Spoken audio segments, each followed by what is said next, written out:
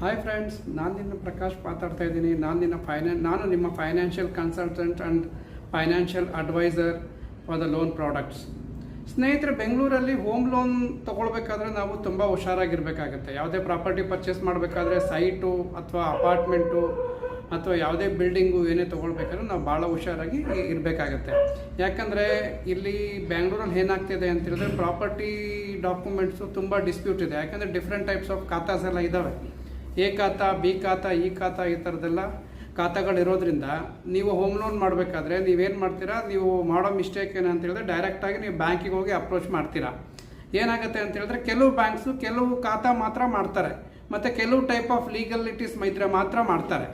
Okay, ಈ ಥರ ಎಲ್ಲ ಇರುತ್ತೆ. ನೀವು ನಮ್ಮ ಹತ್ರ ಬಂದರೆ ನಾವೇನು ಮಾಡ್ತೀವಿ ಅಂತ ಹೇಳಿದ್ರೆ ಬಿಫೋರ್ ಲೋನ್ಗೆ ಹೋಗೋದಕ್ಕಿಂತ ಮುಂಚೆ ನಾವೇನು ಮಾಡ್ತೀವಿ ಅಂದರೆ ಲೀಗಲ್ ಎಲ್ಲ ಪ್ರಾಪರಾಗಿ ನಮಗೆ ಚೆಕ್ ಮಾಡ್ಕೊಳ್ತೀವಿ. ಹೇಗೆ ಚೆಕ್ ಮಾಡ್ಕೊಳ್ತೀವಿ ಅಂತ ಹೇಳಿದ್ರೆ ನಮಗೆ we have A majority and vast experience ಇದೆ ಪ್ರಾಪರ್ಟಿ ಲೀಗಲ್ಸ್ ಬಗ್ಗೆ. ನಾವು ನಿಮಗೆ ಅಗ್ರಿಮೆಂಟ್ ಮಾಡೋದ್ರಿಂದ ಹಿಡಿದು ಪ್ರಾಪರ್ಟಿ ಲೋನ್ ಮಾಡಿಸ್ಕೊಡೋದ್ರಿಂದ ಹಿಡಿದು ನಿಮಗೆ ಪ್ರಾಪರ್ಟಿ ರಿಜಿಸ್ಟ್ರೇಷನ್ ಲೀಗಲಾಗಿ ಕರೆಕ್ಟಾಗಿ ಇರೋ ಥರ ಮಾಡ್ಕೊಡೋವರೆಗೂ ನಿಮಗೆ ಹೆಲ್ಪ್ ಮಾಡ್ತೀವಿ.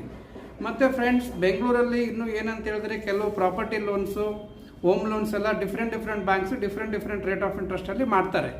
ಅದರಲ್ಲಿ ಏನಾಗುತ್ತೆ ಅಂತ ಹೇಳಿದ್ರೆ ಫ್ರೆಂಡ್ಸ್, ಎ ಖಾತಾ ಪ್ರಾಪರ್ಟಿಗಳಿಗೆ ನಿಮಗೆ ಬೇಸಿಕಲಿ SBI ಬ್ಯಾಂಕಿಗೆ ಹೋದರೆ ನಿಮಗೆ ಮಿನಿಮಮ್ ಇವಾಗಿನ ಪ್ರೆಸೆಂಟ್ ರೇಟು 7.5 ಸ್ಟಾರ್ಟ್ ಆಗುತ್ತೆ. ಅದು ನೀವು ಅದೇ ರೀತಿ ಕೆಲವು NBFCಗಳಿಗೆ ಹೋದರೆ ಅಲ್ಲಿ ಮ್ಯಾಕ್ಸಿಮಮ್ 11.5, 12.5, 13.5 ಈ ಥರ ಎಲ್ಲ ಇದೆ. ನಿಮಗೆ ನಮ್ಮ ಹತ್ರ ಬಂದರೆ ಅಡ್ವಾಂಟೇಜ್ ಅಂತ ಏನಂತ ಹೇಳಿದ್ರೆ, ಇದು ನಮ್ಮದು ನಾವು ಡೈರೆಕ್ಟ್ ಸೇಲ್ಸ್ ಏಜೆಂಟ್ಸ್ ಆಗಿರೋದ್ರಿಂದ ನಮ್ಮದು ಒಂದೇ ಒಂದು ಬ್ಯಾಂಕ್ ಅಲ್ಲ, ನಾವೇ ಗ್ರೂಪ್ ಆಫ್ ದಿ ಬ್ಯಾಂಕ್ಸು. ಯಾಕಂದರೆ ನಾವು ಎಲ್ಲ ಬ್ಯಾಂಕಲ್ಲಿ ಯಾವ್ಯಾವ ಪ್ರೊಫೈಲ್ಗೆ ಯಾವ ರೇಟ್ ಆಫ್ ಇಂಟ್ರೆಸ್ಟು ಯಾರಿಗೆ ಎಲ್ಲಿ ನಾವು ಯಾವ ರೇಟ್ ಆಫ್ ಇಂಟ್ರೆಸ್ಟಲ್ಲಿ ಕಮ್ಮಿ ಲೋ ರೇಟ್ ಆಫ್ ಇಂಟ್ರೆಸ್ಟಲ್ಲಿ ಮಾಡ್ಕೊಡ್ಬೋದು ಅದನ್ನು ಮಾಡ್ಕೊಳ್ತೀವಿ ಫ್ರೆಂಡ್ಸ್. ಮತ್ತು ಇನ್ನೊಂದು ನಮ್ಮ ಸ್ಪೆಷಲೈಸ್ಡ್ ಸರ್ವಿಸ್ ಏನಂತ ಹೇಳಿದ್ರೆ, ಈಗ ಬೆಂಗಳೂರಲ್ಲಿ 99% ಆಫ್ ದಿ DSAಗಳಾಗಲಿ, ಫೈನಾನ್ಷಿಯಲ್ ಕನ್ಸಲ್ಟೆಂಟ್ಸ್ಗಳಾಗಲಿ, ಫೈನಾನ್ಷಿಯಲ್ ಅಡ್ವೈಸರ್ಗಳಾಗಲಿ, ಅವ್ರಿಗೆ ಕೆಲವು ಏನಂತ ಹೇಳಿದ್ರೆ ಲೋ ಸಿಬಿಲ್ ಅಥವಾ ಸಿಬಿಲ್ ಹೋಗಿದ್ರೆ, ಇನ್ಕಮ್ ಇಲ್ಲದೆ ಇದ್ದರೆ ಅಂಥವ್ರಿಗೂ ಕೂಡ ನಾವು ಕೆಲವು ಕೋಆಪರೇಟಿವ್ ಸೊಸೈಟಿಗಳಲ್ಲಿ, ಕೋಆಪರೇಟಿವ್ ಬ್ಯಾಂಕ್ಗಳಲ್ಲಿ ಲೋನ್ ಮಾಡಿಸ್ಕೊಡ್ತೀವಿ ಫ್ರೆಂಡ್ಸ್.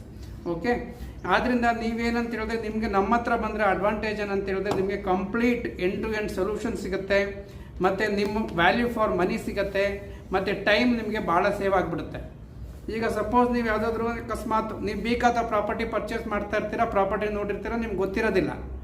ನೀವೇನು ಮಾಡ್ತೀರಾ, ಆ ಪ್ರಾಪರ್ಟಿ ಡಾಕ್ಯುಮೆಂಟ್ಸ್ ಎಲ್ಲ ತಗೊಳ್ತೀರಾ, ಹೆಂಗೆ ಅಗ್ರಿಮೆಂಟ್ ಎಂಟ್ರಿ ಆಗಬೇಕು ಅಂತ ಗೊತ್ತಿರಲ್ಲ, ಮತ್ತು ನಿಮ್ಗೆ ಟೆಕ್ನಿಕಲಿ ಪ್ರಾಪರ್ಟಿ ಬಗ್ಗೆ ಏನೇನು ನೋಡಬೇಕು ಅಂತ ಗೊತ್ತಿರೋದಿಲ್ಲ, ಹಿಂದೆ ಮುಂದೆ ಪ್ರಾಪರ್ಟಿ